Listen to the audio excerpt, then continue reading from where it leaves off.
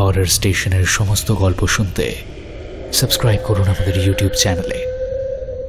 শুনতে থাকুন মুকুলিকা দাসের কাহিনী দোসর।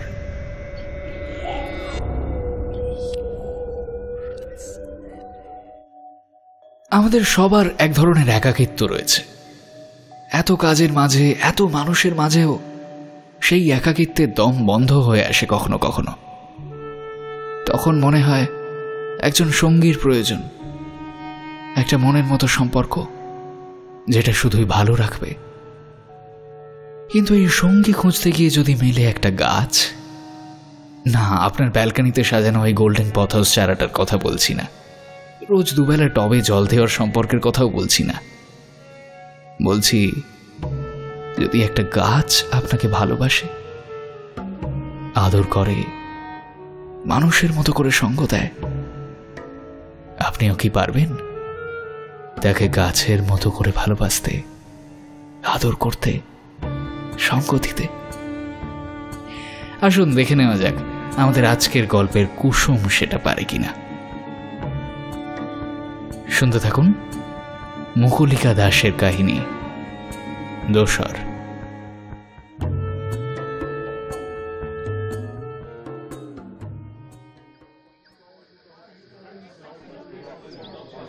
কুসুম দরজার আড়াল থেকে উঁকি মারছিল ভেতরের ঘরে। গ্রামের সব বিদ্বানেরা জড়ো হয়েছে আজ। কুসুম বুঝতে পারছে না আজ ওর বাড়িতে এত ভিড় কেন। গত কয়েকদিনের মধ্যে কোনো বদমাইশিও তো সে করেনি যে নালিশ করবার জন্য কেউ বাড়ি অবধি চলে আসবে। তাহলে এই কুসুমকে ডেকে নিয়ে আয় তো। ঘরের ভেতর থেকে তলব করলো কেউ একজন। এবার সত্যি ঘাবড়ে গেল কুসুম। তাড়াতাড়ি করে নিজের ছোট্ট ঘরটায় ঢুকে গেল। কি করেছে ওর নিজেরই মনে পড়ছে না। দরজার কাছে দাঁড়িয়ে বৌদি কুসুমকে ডাকতে থাকে, আয় কুসুম আয়, জলদি আয়, তোকে ডাকছে তো। না বৌদি, আমি যাব না, ওরা আমাকে সাজা দেবে। ও মা, সাজা কেন দেবে? কি পোকার মতো কথা বলছিস? তোর বিয়ের কথা হচ্ছে যে। বিয়ে? কুসুমের বড় বড় চোখ দুটো সবিস্ময়ে আরো খানিক বড় হয়ে যায়। ওর বিয়ে? সত্যি? কার সাথে, কবে? ওর হঠাৎ মনে পড়ে যায় ওর সই পুতুলের কথা। পুতুলের বিয়ে হলো গত মাসে। বিয়ের দিন কি সুন্দর দেখাচ্ছিল পুতুলকে। লাল বেনারসি, গলায় সোনার হার, কপালে টিকলি আর নাকে একটা বড় নথ। পুতুল যখনই হেসে উঠেছিল নথ কেমন দুলে উঠছিল বারবার। নথটা খুব পছন্দ হয়েছিল কুসুমের। এই পুতুল, তোর নথটা একদিন আমায় পরতে দিবি রে? ওটা ওটা তো দেওয়া যাবে না রে। যেদিন তোর বিয়ে হবে সেদিন তুইও পরতে পারবি। খুব রাগ হয়েছিল পুতুলের উপর। মনে মনে বলেছিল কুসুম, একদিন আমারও বিয়ে হবে পুতুল, সেদিন আমিও নথ পরব, তোর থেকে না অনেক বড় নথ। কুসুমের সেই রাগ অবশ্য পড়ে গিয়েছিল যখন সে দেখল পুতুল কোণে বিদায়ের সময় কাঁদতে কাঁদতে মাটিতে গড়িয়ে পড়ছিল। ওর মা মাসিরা কত শান্ত করার চেষ্টা করছিল ওকে। কুসুম শুনেছিল পুতুলের বর শহরে থাকে, সেখানে নাকি মস্ত চাকরি করে। পুতুলকে এখন থেকে শহরেই থাকতে হবে। পুতুল নাকি সহজে আর বাড়ি আসতে পারবে না। সত্যি বলতে পুতুল যে আর বাড়ি আসতে পারবে না সেটা ভেবে কুসুমেরও বুকে কষ্ট হচ্ছিল। তার ছোটবেলার সই পুতুল যে কিনা তার 16 বছরের জীবনের সব কিছুর সাক্ষী, তার সাথে কাল থেকে আর দেখা হবে না। কুসুমের কত গোপন কথা, কত না বলা ব্যথা, খালি চোখে দেখা স্বপ্ন, সব যে জমা হয়ে আছে এই মেয়েটার বুকে। পুতুল চলে গেলে সেসবও যে সাথে নিয়ে চলে যাবে। কুসুমের নতুন কথা, নতুন ব্যথা, নতুন স্বপ্নের গল্প আর কে শুনবে? তবুও পুতুল চলে গেল। যাওয়ার সময় পুতুল কুসুমের হাত ধরে বলেছিল, কুসুম, যেদিন তোর বিয়ে হবে সেদিন আসবই, দেখিস। আমার বরকে বলে এমনই একটা নথ গড়িয়ে আনবো তোর জন্য। তুই মন খারাপ করিস নে রে। কুসুম আর চোখের জল ধরে রাখতে পারেনি, পুতুলকে জড়িয়ে ধরে কাঁদতে শুরু করে। পুতুল কুসুমকে কাঁদিয়ে ফুল লাগানো 4 চাকার গাড়িতে করে হুশ করে বেরিয়ে যায়। উঠোনে জমা হওয়া ভিড় কমতে থাকে। কুসুম শুধু দাঁড়িয়েছিল অনেকক্ষণ। ওর মনে হচ্ছিল ওর সাথে আশেপাশের বাতাসও যেন থমকে আছে। গ্রামের মেয়ে কি গ্রামকেও কাঁদিয়ে বিদায় নিল? কুসুম বসে আছে ঘরের এক কোণায়। মাঝে মাঝে মাথা উঁচু করে দেখার চেষ্টা করছে ওর বরটা কে। পুতুলের বর দেখতে ভালো ছিল না, কেমন পোড়া পোড়া মুখটা। ওই মুখ দেখে হঠাৎ কেমন ভয় ভয় লাগে। আচ্ছা, কুসুমের বরও কি অমন হবে? ভেতরে একটা ভয় জাগাড় দেয়, না, অমন বর যেন না হয়। কুসুমের কৃষ্ণ ঠাকুর নিশ্চয়ই শুনবে ওর কথা। কুসুমের মামা বলে উঠলেন, তো কি বুঝলেন পুরুত ঠাকুর? একজন বৃদ্ধ মতন লোক কাস্তে কাস্তে নড়ে চড়ে বসলেন। তারপর গম্ভীর মুখে ঘরের সবার দিকে তাকিয়ে বললেন, পুরনো কুষ্টি দেখেই তো বলেছিলাম মেয়ে মাঙ্গলিক। তাও তোমাদের কথা শুনে আবার নতুন করে কুষ্টি বানালাম। কুষ্টি নির্ধারণের সময় জাতক বা জাতিকার জন্মছককে 12টা ভাগে ভাগ করা হয়। এক একটি ভাগকে এক একটি কারণের জন্য ঠিক করা হয়েছে। যেমন কোনো ঘর ভাগ্য, কোনো ঘর অর্থ, কোনো ঘর টাকা, এইসব। এই ঘরগুলোয় নির্দিষ্ট গ্রহের প্রভাবেই জাতক বা জাতিকার ভাগ্য ঠিক হয়। জন্মকুণ্ডলিতে লগ্ন থেকে প্রথম, চতুর্থ, সপ্তম, অষ্টম আর দ্বাদশে মঙ্গলের প্রভাবে মাঙ্গলিক দোষ হয়। এর সঙ্গে আবার খারাপ গ্রহ যেমন কেতু যুক্ত হলে খারাপ ফলের পরিমাণ বেড়ে যায়, আর শুভ গ্রহ থাকলে সেই শুভত্ব খর্ব হয়। ঘরের অধিকাংশ লোকই যে পুরুত ঠাকুরের কথা বুঝতে পারেনি তা তাদের মুখ দেখেই বোঝা যাচ্ছিল। তবুও সকলেই গম্ভীর মুখ বানিয়ে পুরুত ঠাকুরের কথায় সায় দিলেন। কুসুম আবারও মাথা উঁচু করে নিজের বর খুঁজে চলার চেষ্টা করে, কিন্তু আবারও ব্যর্থ হয়। কুসুমের মামা আবার বলে ওঠে, তাহলে উপায় কি পুরুত ঠাকুর? উপায় তো অনেক আছে, যেমন নিয়মিত হনুমান পূজা, মঙ্গলবার করে ব্রত করা, প্রতি মঙ্গলবার নিরামিষ খাওয়া, এইসব 3-4 বছর করতে হবে। তবে তাতেও যে দোষ পুরোপুরি কাটবে তা বলা যায় না। আর দোষ পুরোপুরি না কাটলে ওই মেয়েকে তো আর কেউ বিয়ে করবে না। একমাত্র একটা উপায় আছে যাতে পুরো দোষ কেটে যাবে। এতক্ষণে কুসুমের মায়ের অস্থিরতা চোখে পড়ল। একমাত্র মেয়ে কুমারী থাকবে? তা হয় না। আর কুসুমকে যত তাড়াতাড়ি বিয়ে দেবেন তত তার স্বস্তি। ওই মেয়ের জন্মের পরই তো কুসুমের বাবা সংসার ছেড়ে পালিয়েছে পরলোকে। এখন তার শরীরে বাসা বেঁধেছে মারণ রোগ। মেয়ের একটা গতি তাকে করতে হবে শীঘ্রই। তিনি পুরুত ঠাকুরকে বলে ওঠেন, আপনি বলুন কি করতে হবে, ও সেটাই করবে। অগত্যা পুরুত ঠাকুর চরম বিধানটা অক্ষরে অক্ষরে পালনের নির্দেশ দিলেন। বিধান হলো এই, গ্রামের পুরনো বট গাছের সাথে কুসুমের বিয়ে হবে। নিয়ম মাফিক অসত্য গাছের সঙ্গে বিয়ে দেওয়া কর্তব্য, কিন্তু সেই গাছ গ্রামে না থাকায় তার জাত ভাই বটের সঙ্গে বিয়ে দিলেও চলবে। কুসুম এবার আর মাথা নিচু করে থাকতে পারে না। হাঁ করে একবার পুরুত ঠাকুরের দিকে, আরেকবার নিজের মায়ের দিকে তাকায়। ঘরে উপস্থিত সবাই আবারও গম্ভীর মুখে সম্মতি জানায়। পুরুত ঠাকুরের এই বিধানে যে সবাই খুশি তা তাদের মুখ দেখেই বোঝা যাচ্ছিল। অবশেষে একটি বিশেষ দিন দেখে কুসুমের বিয়ে সম্পন্ন হলো সেই বট গাছের সাথে। কুসুম সব নিয়ম মেনে বিয়ে করল। পুতুলের বিয়ের দিনের কথাগুলো মনে পড়ছিল, আর সবচেয়ে বেশি মনে পড়ছিল সেই নথের কথা। না, কুসুমের নথ পড়া হয়নি বিয়ের দিন। বিয়ে থা শেষ হলো, অল্প লোকজন খাওয়া দাওয়াও করল। কুসুমের মাকে যথেষ্ট করুণা দেখিয়ে তারা বিদায় নিল। কুসুম গাছের দিকে তাকিয়ে থাকে অনেকক্ষণ। সেই গাছটি কুসুমের স্বামী, তাই তার কাছে সেই রাতে থাকতে হবে। কিন্তু ধুধু মাঠের মধ্যে একা মেয়ে মানুষ কি করে থাকবে?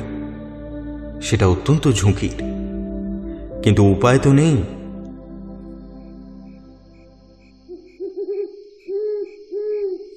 তখন মাঝরাত।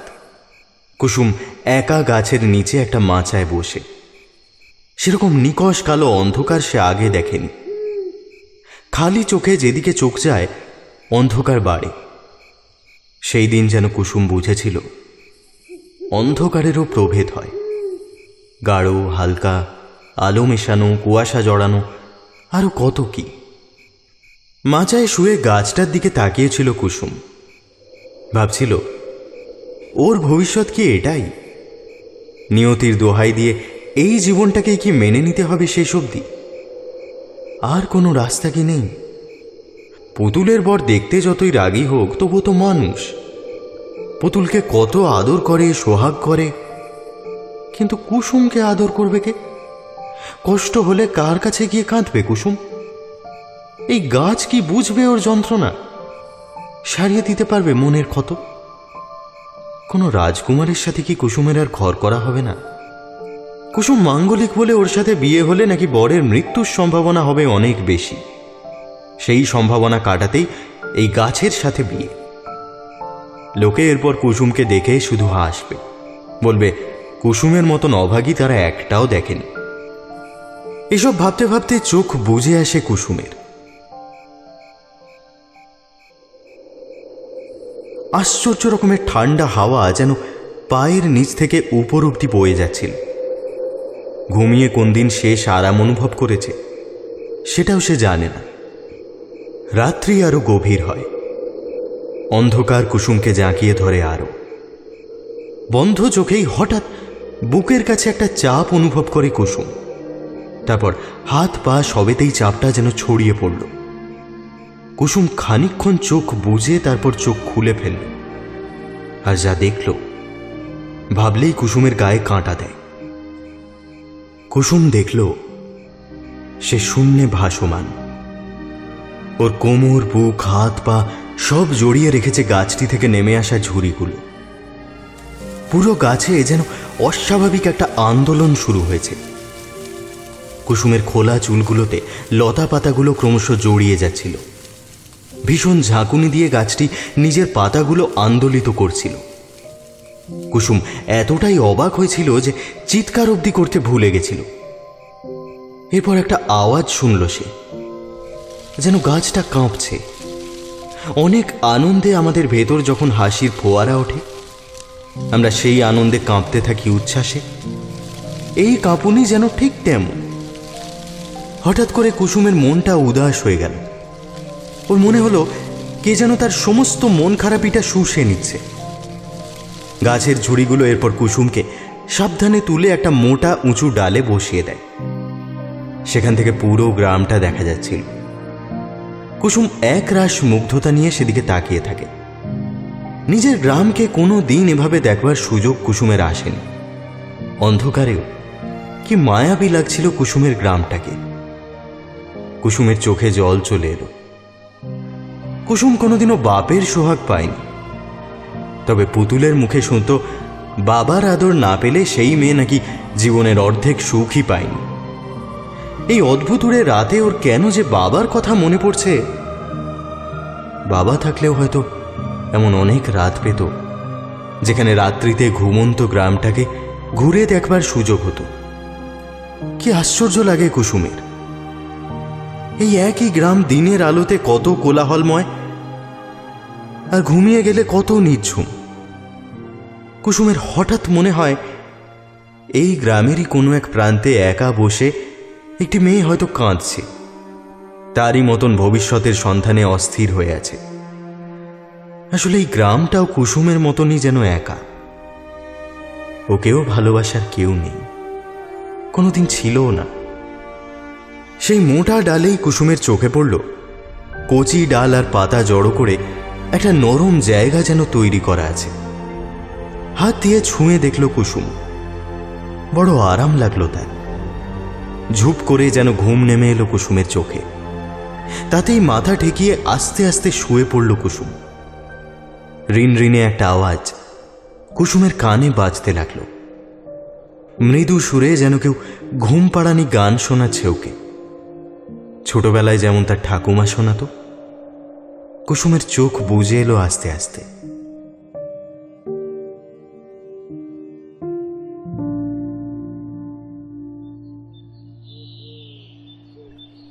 পরদিন সকালে ঘুম ভাঙতেই কুসুম দেখল ও সেই মাচাতেই শুয়ে রয়েছে। পরনের কাপড়ও নোংরা হয়ে গিয়েছে। কুসুম খানিকক্ষণ চুপ করে বসে ভাববার চেষ্টা করল কাল রাতে যা দেখল সেগুলো সবই কি স্বপ্ন না সত্যি। বিষয়টা কিছুতেই বোধগম্য হচ্ছে না ওর। এরই মধ্যে কুসুমের বাড়ির লোক চলে আসে ওকে নিতে। ঘরের মেয়ে ঘরে ফিরবে। ওরা এখন বড় নিশ্চিন্ত যে কুসুমের মাঙ্গলিক দোষ কেটেছে। এখন ধরে বেঁধে যে কোনো একটা ছেলের হাতে তুলে দিলেই ওদের বড় শান্তি। কুসুম তার শাড়ি সামলাতে সামলাতে উঠে দাঁড়ায়। শরীরে আজ বড় প্রশান্তি। কেন যেন কুসুমের যেতে ইচ্ছে করছিল না একদম। খানিকটা এগিয়ে পেছন ফিরে গাছটার দিকে তাকিয়ে থাকলো কিছুক্ষণ। গাছটার একটা বড় ডাল যেন খানিকটা দুলে তাকে বিদায় জানায়। কুসুম অবাক হয়। রাতের মায়ায় যে ভ্রমে জড়িয়েছিল, দিনের আলোতেও কি সেই একই ভ্রম জাপটে ধরছে আবার? যদিও বা ভ্রম হয়, তবুও বড় কষ্ট হচ্ছিল কুসুমের।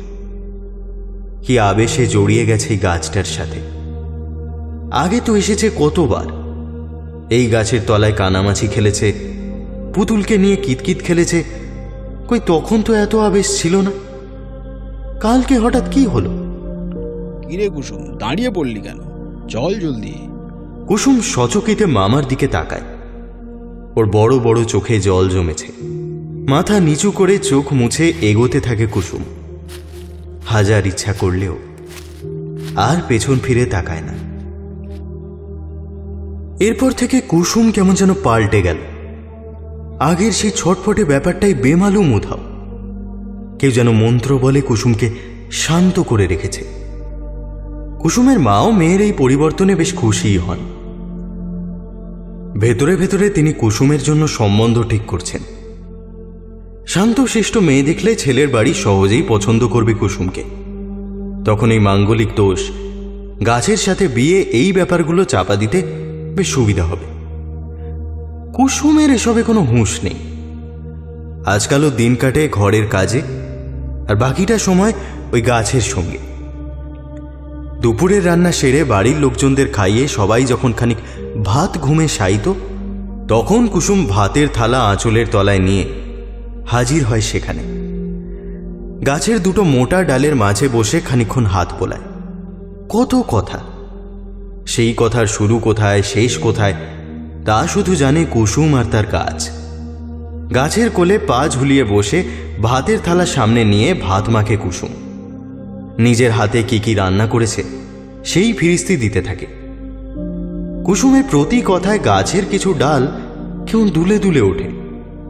কুসুমের বড় আনন্দ হয়। জড়িয়ে ধরে কোনো মোটা ডালকে।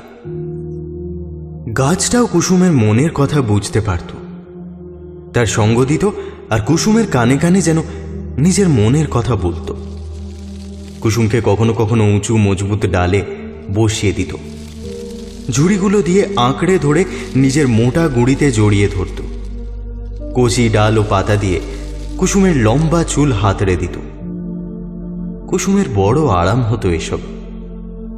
ধীরে ধীরে গাছের ডালে বসা ফিঙে, দোয়েল, চড়াই, বাবুই সবার সাথে বন্ধুত্ব হলো কুসুমের। কুসুম কত পাখির বাসা দেখল, তাদের ডিম দেখল। সেই ডিম ফুটে ছানা বেরোলে কুসুম আর গাছ দুজনেই যেন আনন্দে হাততালি দিয়ে উঠত। মাঝে মাঝে কুসুম গাছের বিভিন্ন জায়গায় ক্ষত হাতড়ে দিত। ওর কেমন কষ্ট হতো তখন। মানুষেরা কেমন যেন এই গাছের ছায়াতেই বসবে, আবার তাকেই ক্ষত বিক্ষত করে চলে যাবে। কুসুমের কান্না মুছে দিত হাওয়া এসে। কে যেন কুসুমের কানে কানে বলতো, তুমি ছুঁয়ে দিলেই ক্ষত সেরে যায়, কিন্তু না, তুমি কাঁদলেই বড় যন্ত্রণা হয় যে, কেঁদো না। দিন দিন গাছটার প্রতি আকর্ষণ বাড়তেই থাকে ওর। রাতেও আর ঘুম আসতে চায় না আজকাল। বারবার মনে হয় যদি সেই রাতের মতন আবার ঘুমোতে পারতো গাছের কোলে। ইচ্ছে হয় ছুটে বেরিয়ে যায়। ওর মনে হতেই থাকে যেন সেও ঘুমায়নি রোজ রাতে তারই অপেক্ষায় থেকে।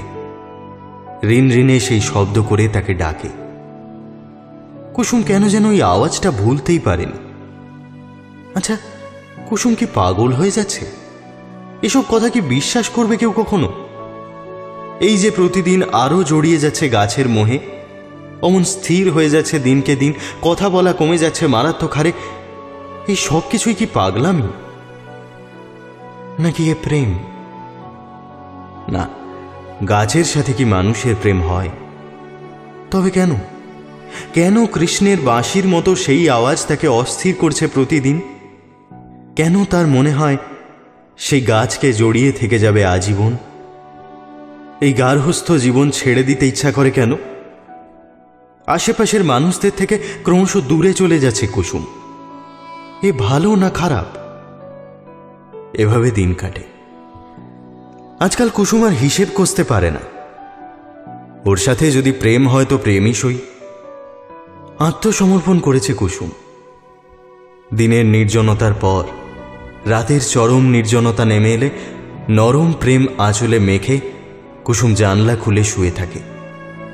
হাওয়া এসে সেই নরম প্রেম বয়ে নিয়ে যায় গাছটার কাছে, আর কুসুমকে শুনিয়ে যায় সেই রিন রিনে সুর। কুসুমের ঘুম পায় তখন, প্রশান্তির ঘুম। এমন জীবন চললে দিনের পর দিন কাটিয়ে দিতে পারেও। নিভৃতে একাকিত্বে কেউ জানবে না ওদের কথা। শুধু সে আর কুসুম নিয়েই একটা গোটা দুনিয়া। কিন্তু কুসুমের দুনিয়ায় সুখের দিন ফুরিয়ে এলো। কুসুমের মামা বিয়ে ঠিক করে ফেলেছে ওর। পাত্র কি কেমন তার খোঁজ করেনি কুসুমের মা। তার নিজের শরীর আর চলছে না। পুষিয়ে রাখা রোগ মাথা চাড়া দিয়ে উঠেছে এবার। মেয়েকে কারো হাতে তুলে দিতেই হবে মরণ ছোঁয়ার আগে। কুসুম কাঁদছিল, কিন্তু নিজের দাবি জানাতে পারছিল না কিছুতেই। কেমন যেন বোবা হয়ে গেছে ও। জগৎ সংসারে কুসুমকে নিয়ে যে কেউ ভাবে না, কেউ খবর রাখে না, এই সত্যটা অনেক আগেই ধরা পড়েছে ওর কাছে। যেখানে কিছু বলে লাভ নেই সেখানে কি বলবে কুসুম? বিয়ের খবর জানানোর দিন থেকেই কেমন যেন নজরবন্দি হয়ে গেল কুসুম। আর যেতে পারল না গাছটার কাছে। ভেতরে না জানি কত অভিমান জমিয়ে রেখেছে সে। শেষবার ওকে দেখল কুসুম কোণে বিদায়ের দিন। দূর থেকে দেখা যাচ্ছিল সবুজ দেহটা। ইচ্ছে হচ্ছিল ছুটে চলে যায় সেখানে, জড়িয়ে ধরে কাঁদে, ওর অভিমান ভাঙায়। কুসুম যে কথা দিয়েছিল ছেড়ে যাবে না কখনো, সেই কথা যে কুসুম রাখতে পারল না। ও কি বুঝবে না কুসুম কত নিরুপায়, কত অসহায়? না, শেষ অবধি কুসুমের কথাগুলো বলা হয় না, ছোঁয়া হয়নি একবারও। কুসুম অবশেষে শ্বশুর বাড়ি এলো। বড় কোনো আয়োজন হয়নি কুসুমকে বরণ করার সময়। বিয়ের রাতেও নতুন বরের সোহাগ পায়নি সে। শুভদৃষ্টিতে মাথা নিচু করেই ছিল কুসুম। ফুলসজ্জার রাতে স্বামীর মুখ দেখার আগেই কুসুমের উপর দিয়ে বয়ে গেল ঝড়। সেই ঝড় যেন মুহূর্তে আঁচড়ে কামড়ে শেষ করে দিল সাজানো গোছানো কুসুমের শরীরটাকে। কুসুম হাঁ করে ঘরের সাদা সিলিং দেখছিল। দু চোখ বেয়ে জলের ধারা নামছিল। কুসুম বেচারি বুঝে উঠতেই পারল না এই ক্ষত যন্ত্রণা কেন নেমে এলো। প্রতি মেয়ের শরীরে কি আদর ঝড় হয়ে নামে কুসুমের মতন? যতক্ষণ স্বামী ঘরে থাকতো না কুসুমের স্বস্তি। কুসুমের স্বামী কুসুমের 20 বছরের বড়। লোকটা চোখের দিকে তাকালেই ওর ভেতরটা কেমন আঁতকে ওঠে। চোখগুলো সবসময় যেন লাল হয়ে আছে। মুখ দিয়ে দিনেও পাওয়া যায় মদের গন্ধ। স্বামী এলেই কুসুম রান্নাঘরে বা ছাদে লুকোয়। স্বামীর তলব এলেই ওর হাত পা কাঁপে। যখন তখন শরীরের ওপর অত্যাচার কুসুম নিতে পারে না। দিনের পর দিন একই বড়ি গেলায় লোকটা। কিসের যে বড়ি তাও বোঝে না কুসুম। বড্ড কান্না পায় ওর। আর মনে পড়ে সেই গাছটার কথা। তার আদুরে অতীতের দিনগুলো উল্টে পাল্টে ছাদের রোদে শুকোতে দেয় কুসুম। তখন খানিক হাসি ফোটে ওর মুখে। শহরের ঘিঞ্জি এলাকা, দমবন্ধ লাগে যখন তখন। ছাদটুকুনি যা ভালো, অনেকটা আলো আকাশ বাতাস একসাথে পাওয়া যায়, কিন্তু তা অল্প সময়ের জন্য। কুসুমের বর ওকে অনেক কিছু এনে দেয়, দামি প্রসাধনী, দামি গয়না, দামি শাড়ি, কিন্তু কুসুম ওসব কিচ্ছু চায় না। ও শুধু আবদার করে একটি বার যেন ওকে গ্রামে রেখে আসা। কিন্তু কুসুম বুঝতে দেরি করে ফেলল যে ও এই চক্রাকার জীবনের ফাঁদে পড়ে গিয়েছে। এইভাবে একটা বছর কাটল। ততদিনে কুসুমের দম ফুরোচ্ছে, নিঃশ্বাস বন্ধ হয়ে আসছে। একটু বাঁচার জন্য সে যেন আকুল হয়ে পড়েছে। খাঁচা বন্দি পাখি যেমন মাথা কুটে মরে, ডানা ঝাপটাতে ঝাপটাতে অসাড় করে ফেলে নিজের ডানা, খসে পড়ে পালক, কুসুমেরও যেন তাই হচ্ছিল। তবে একটাই স্বস্তি, কুসুমের স্বামী আর আগের মতো প্রতি রাতে অত্যাচার করে না। কুসুম এই এক বছরে অনেক জোড়াতালি সত্য বুঝে গিয়েছে সংসার জগতের। এখানে যে অভিনয় না করলে কেউ টিকতে পারে না, সেটাও বুঝেছে কুসুম। ওর স্বামী যে এখন অন্য মেয়ের ঘরে যায়, অন্য মেয়ের শরীরের গন্ধ বয়ে নিজের ঘরে আসে, বুকের ওপর অন্য মেয়ের আঁচড় লুকিয়ে বেড়ায়, তা সে স্পষ্ট বোঝে। কুসুম মনে মনে হাসে। ও ভাবে ওর স্বামী কত বোকা। কুসুম যে সব বোঝে, তবুও মাঝে মাঝে স্বামী চড়াও হয়। কুসুম তখন ঘরের সাদা সিলিংয়ের দিকে তাকিয়ে থাকে। ও অনেক পরে জেনেছে ওর স্বামী নাকি আগেও দুটো বিয়ে করেছিল। তারা সবাই নাকি মারা গিয়েছে অসুখে। কুসুমের মন কেন যেন বলে ওরা অসুখে মরেনি। ওরা ঝুলে পড়েছিল সাদা সিলিংয়ে ঝুলতে থাকা দামি ফ্যানটা থেকে। মাঝে মাঝে কি এক ঘোরে কুসুম দুজোড়া পা দুলতে দেখে ওর মাথার ওপর। ওর একটুও ভয় লাগে না। ওরা মুক্তি পেয়ে গেছে আর কুসুমকে ফাঁসিয়ে দিয়ে গেছে এই ঘেরা টোপে। আজকাল সেই রিনরিনে সুরটাও আর কানে ঢোকে না কুসুমের। কি জানি কি হয়েছে। গাছটা কি তাকে আর সুর পাঠায় না? সে কি তাকে ভুলে গেছে? নতুন কোনো সঙ্গী কি জুটেছে তার? নাকি শহরে আস্তে আস্তে বাতাস এত ভারী হয়ে পড়ে যে সুর বয়ে নিয়ে আসার আগেই তা থিতিয়ে পড়ে শহুরে রুক্ষতায়। ঘুম কমে আসে কুসুমের, চোখের তলায় কালি পড়তে থাকে, আর বারবার চোখ যায় সাদা সিলিংয়ে। আজকাল কুসুমের স্বামী ছুলেই কেমন যেন গা গুলিয়ে ওঠে ওর। যে রাতগুলোয় লোকটা থাকে না, কুসুম ছোট্ট ঘর দুটোয় সব জানলা খুলে দেয়।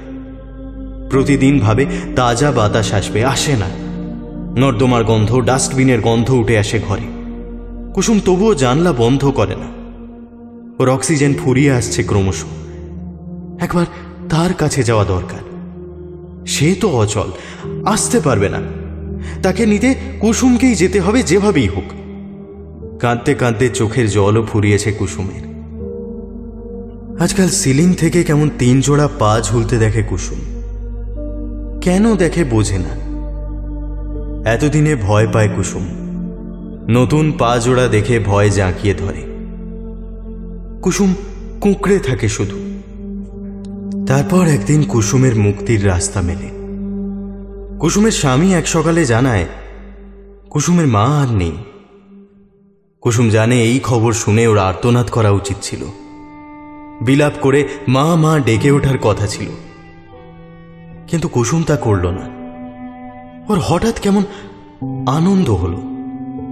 এবার নিশ্চয়ই সে যেতে পারবে, তার দেখা পাবে। কত মাস বছর পেরিয়েছে হিসেব রাখেনি কুসুম। সেসব থাক, দেখা পেলেই এই দূরত্ব কেটে যাবে। অবশেষে কুসুম নিজের ঘরে এসে পৌঁছালো। এতদিন পর নিজের জন্মস্থানে এসেও কোনো রকম আত্মিক টান অনুভব করছে না কুসুম।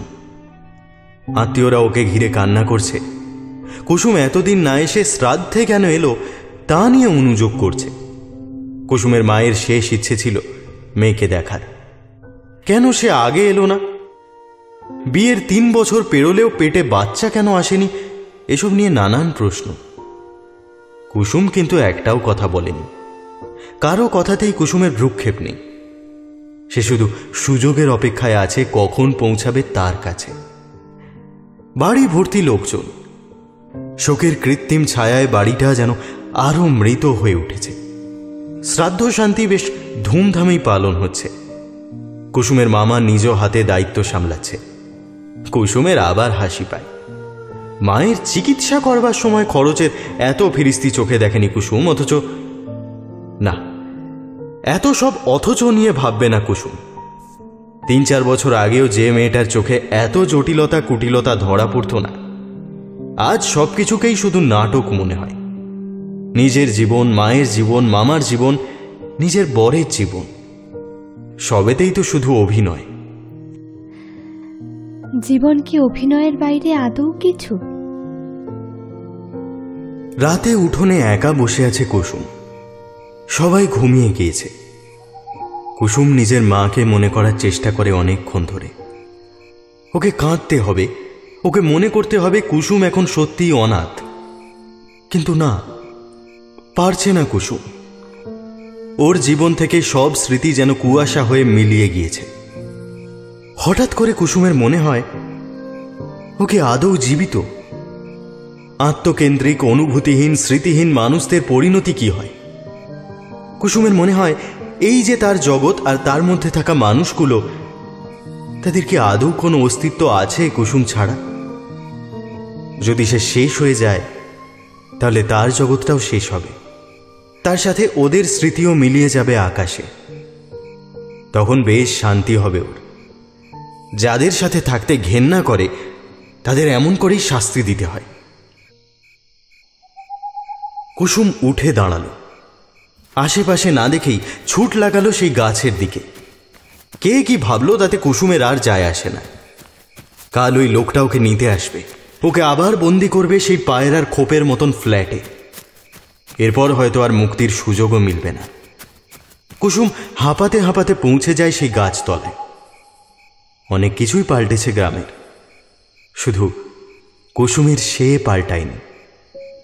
কিছুক্ষণ তাকিয়ে থাকার পর গাছের মোটা গুঁড়ি জড়িয়ে ধরে কুসুম।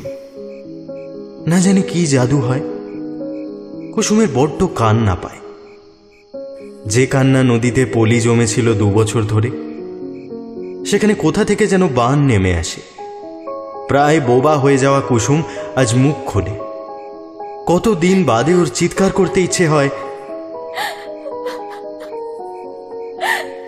রেখে দাও আমায়, আমায় তোমার কাছে রেখে দাও, এভাবে যেতে দিও না। তুমি ছাড়া কেউ বোঝেনি, কেউ বুঝবেও না।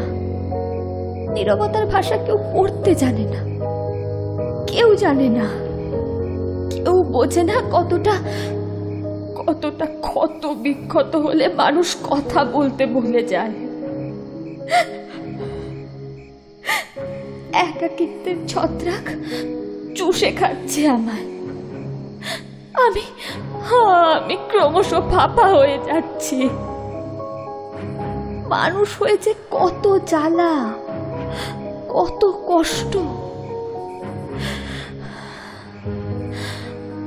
মাঝে মাঝে মনে হয় যদি গাছ হতে পারতাম তবে তোমার সাথেই শিকড় গেড়ে থেকে যেতাম। আচ্ছা, আমি কি কখনো পারি না তোমার সাথে থেকে যেতে? রেখে দাও না আমায় তোমার কাছে। অন্তত শান্তিতে ঘুমটুকু তো ঘুমোই। যে শান্তিতে মরতে পেরেছে তার চেয়ে সুখী আর কে আছে বলো? আমায় কি সুখী করবে না? তুমি তো কথা দিয়েছিলে,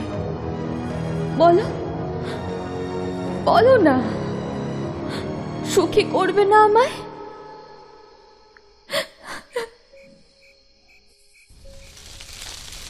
সমস্ত গাছ জুড়ে আবার সেই আন্দোলন শুরু হয়। কুসুমকে সেই আগের মতন করে গাছটা জড়িয়ে ধরে। হঠাৎ করে গাছটায় যেন আন্দোলনের সৃষ্টি হয়, গাছটা যেন প্রবল উত্তেজিত। সে তার ঝুড়িতে বেঁধে কুসুমকে মোটা একটা ডালে নিয়ে বসাল। কুসুমও জাপটে রইল তাকে। অনেক দিন বাদে আবার সে রিনরিনে সুর স্পষ্ট শুনতে পাচ্ছিল কুসুম। পূর্ণিমা রাতে কখনো খোলা আকাশের নিচে জ্যোৎস্নায় যেন ধুয়ে যাচ্ছিল কুসুমের নরম দেহ। কতগুলো শুকিয়ে যাচ্ছিল একে একে। চারদিকের আলো, মায়াবী তিথি, বাতাসে বুনো সুবাস সব ঘিরে ধরছিল কুসুমকে। চোখ বুজে থাকে কুসুম। কুসুমের শরীর তার লতা পাতায় আবিষ্ট হয়ে যাচ্ছিল, আবরণ সরে যাচ্ছিল। শরীরের খাঁজগুলোয় গাছটির সরু নতুন ঝুড়িগুলোর অবাধ বিচরণ। কুসুমের মনে হচ্ছিল যেন সেই গাছ হয়ে উঠছে। কুসুমের মনে হলো ওর প্রত্যেকটা শিরা উপশিরা সরু সরু ডাল হয়ে উঠছে। চুল সরে গজিয়ে উঠছে পরগাছা লতাগুলো। পা হয়ে উঠছে শেকড়, আর তা যেন বিস্তৃত হচ্ছে মাটির দিকে। কুসুমের বুক কোমর গুড়ির মতন শক্ত হয়ে পড়ছে। বদলে যাচ্ছে যোনি ডিম্বাশয়। কুসুমের মুখে স্মিত হাসি। মনে মনে একটাই কথা, এবার মরলে গাছ হব। পরদিন কুসুমের খোঁজ না পেয়ে ঘরের ও পাড়ার লোকেরা অস্থির হয়ে পড়ল। কুসুমের বর এসে বিরক্ত হয়ে চলে গেল। যাওয়ার আগে অবশ্য কুসুমের চরিত্র নিয়ে বলে যেতে ভুল করল না। কুসুমের মামাও সাপসাপান্ত করল খানিকক্ষণ। একদিন, দুদিন, 3 দিন, তারপর আস্তে আস্তে কুসুমের নিরুদ্দেশ হওয়ার গল্পটা চাপা পড়ল।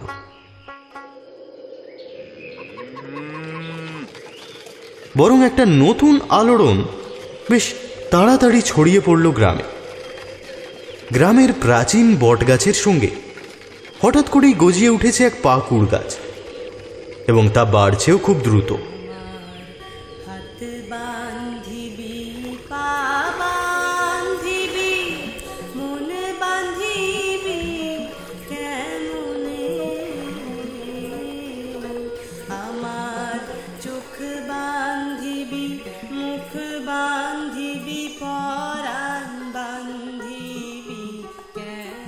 গ্রামের পুরুত ঠাকুর বললেন, এ খুব শুভ লক্ষণ। খুব তাড়াতাড়ি বট পাকুড়ের বিয়ের ব্যবস্থা করা হবে। অনেক দিন বাদে গ্রামে এমন আশ্চর্য কিছু হতে দেখা গেল। সবাই পুরুত ঠাকুরের কথায় সায় দিল। তোড়জোড় শুরু হয়ে গেল গ্রামে।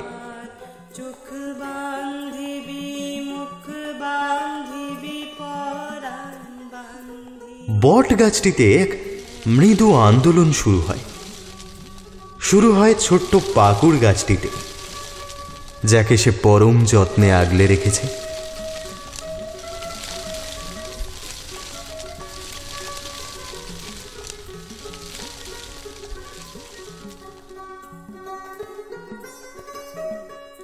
আমি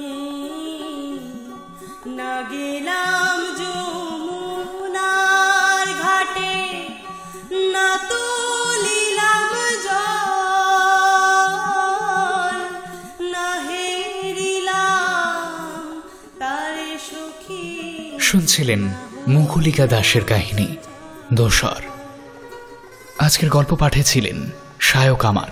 বিভিন্ন চরিত্রে দিগন্তিকা, আলোকলতা, সায়ন, সায়নী, অহনা, আর্য এবং আমি তমাল। আবহ ও শব্দ সংযোজনে আর্য, পোস্টার ডিজাইনিংয়ে কভারম্যান অভিব্রত। আমার হাত বান্ধবী গানটি শুনলেন মৌমিতা রুই দাসের কণ্ঠে। ইনস্ট্রুমেন্টে শুভময় দাস। আজকের গল্পটি ভালো লাগলে অবশ্যই লাইক, শেয়ার করবেন আর খুব ভালো থাকবেন। শুভরাত্রি।